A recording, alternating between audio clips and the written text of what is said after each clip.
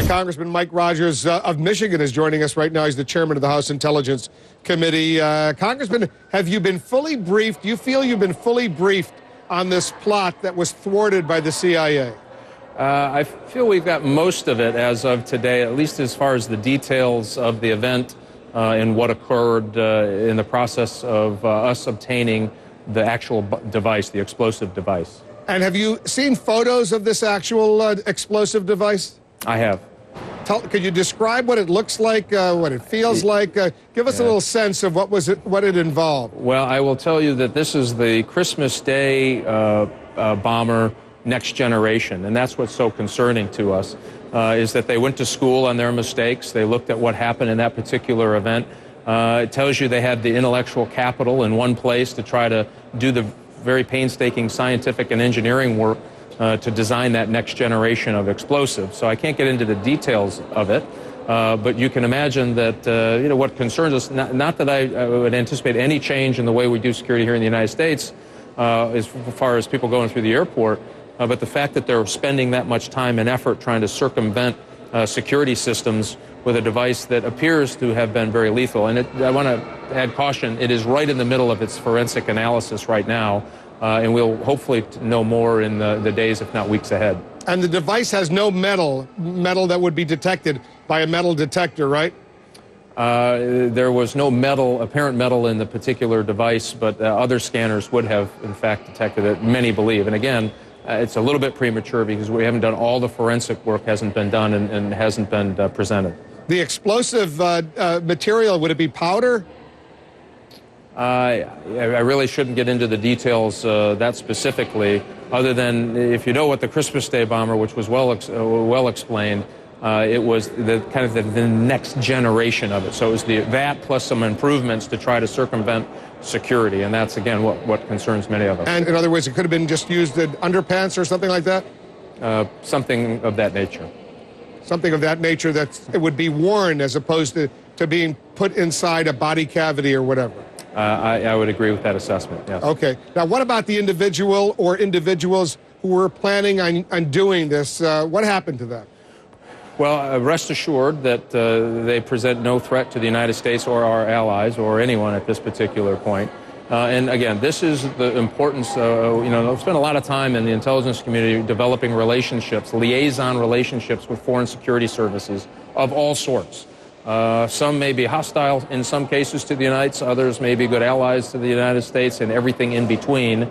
And those relationships pay off over time in instances just like this. So this was a liaison service who cooperated with the United States, and it was able to help in this particular case get onto this particular individual and obtained the device itself, which is incredibly important as we move forward. So we know how, again, having the device is so important for us because of the forensics that are involved in it and allowing us to understand how they operate, how they think, and where they're going next. And when you say this individual is no longer a threat to the United States, that says to me either this individual is dead or he's been detained, he's been arrested. Can you tell us what the answer is? I can't confirm or deny this particular individual's status as of right today. And the friendly intelligence service that cooperated, would that be Yemen or Saudi Arabia or both?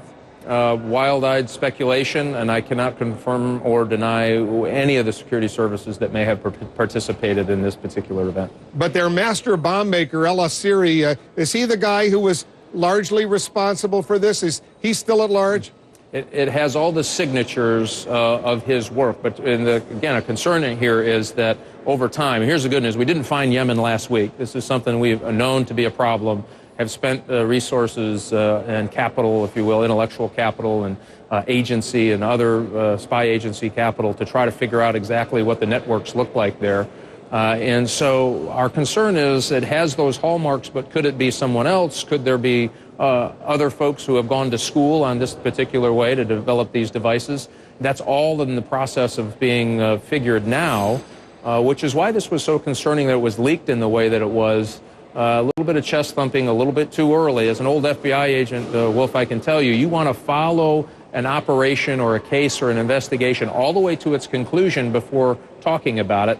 Anytime that happens a little short of that, that's a huge problem. So as the chairman of the Intelligence Committee, I'll be asking a lot of serious questions about how this leak, in fact, happened, and to make sure that there wasn't, as I said, a little chest thumping a little bit early at the expense of our national security. You mean for political purposes? Is that what you're implying? Well, you know, it is the funny season in this town, and it certainly didn't pass the smell test when we looked at all of the details of this particular case and how it happened and when there were press conferences scheduled. All of that stuff leads to a lot of questions. And again, this is so important that we keep politics out of our national security apparatuses. It is incredibly important for the security of this country that it not be Republican or Democrat or for campaign purposes of any sort. And we need to make sure that, in fact, happened. And what happened with the early release, it didn't allow for the most robust conclusion of an operation or investigation into this particular event, and maybe put at risk some other operations and some of our allies. The White House says President Obama was briefed in April. When were you briefed about it? Well, that was another concerning thing. According to statute, this should have been what's called a Big 8 briefing when the operation is first onto. And we weren't really brought in until yesterday, which is also another oddity. I had not seen that since I've been chairman. They've been fully open and transparent until this particular event. It just raises a lot of questions given the the schedule of this event and how it was released early, and it just raises a lot of questions, unfortunately. Yeah, I know there's going to be a lot of investigations, and as someone who's covered the intelligence committees over the years, I found it odd that you, Dianne Feinstein, the chairman of the House and Senate Intelligence Committees, the ranking members as well, were not briefed until yesterday. That was pretty surprising to me as well. Congressman Rogers, thanks very much for coming in. Thanks, Wolf. Appreciate it. We'll look forward to talking to you again.